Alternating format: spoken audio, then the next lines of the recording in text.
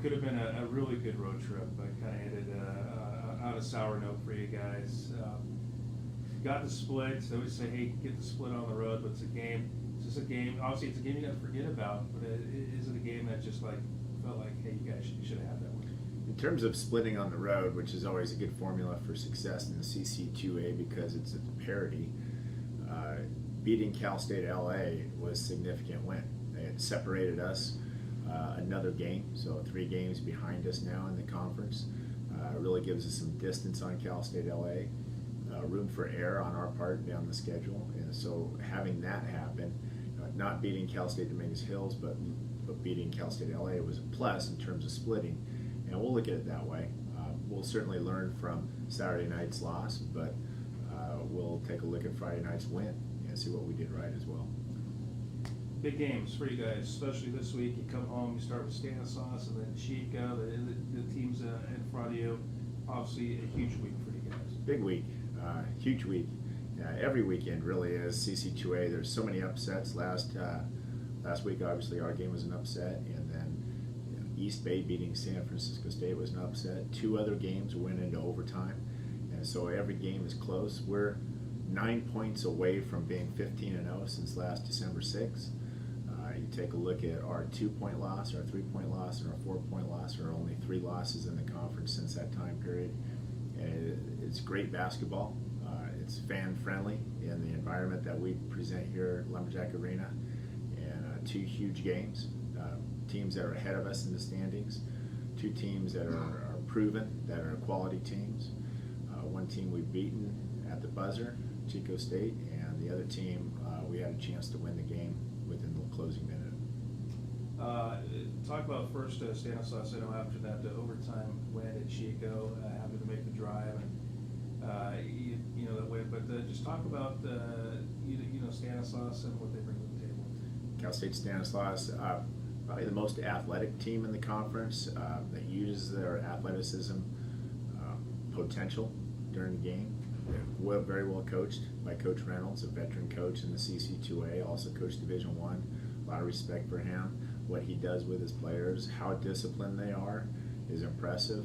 How hard they play, how well they rebound are concerns of ours. We need to address those in practice and be ready to compete on the glass this Thursday night.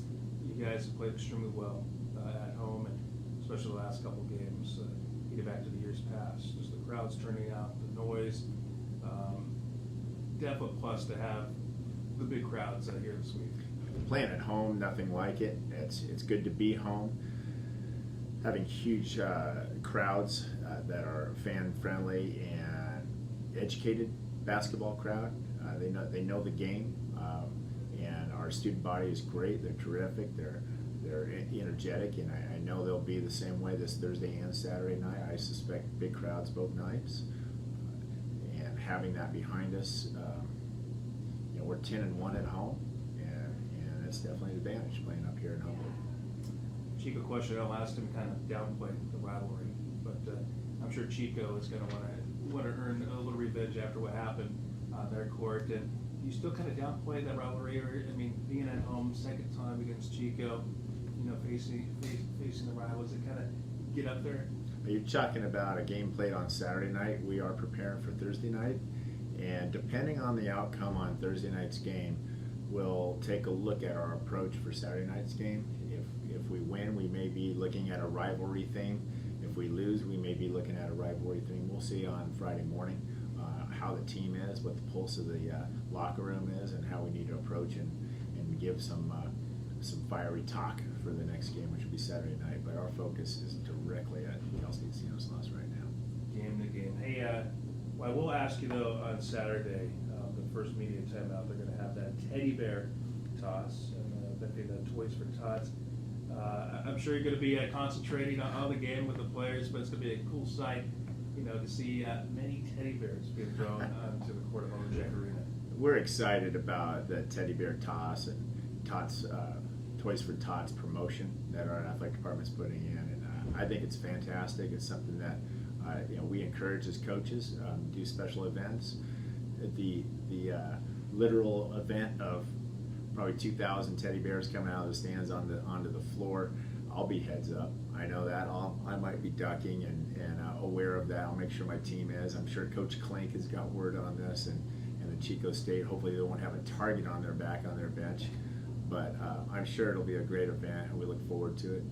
In conjunction to that, we also have Breast Cancer Awareness Night. I know the women's team will be wearing pink, and I'm sure we will respect that and do the same. And I'm sure a lot of our fans will come out wearing pink that evening. And so Lumberjack Arena will be a special night.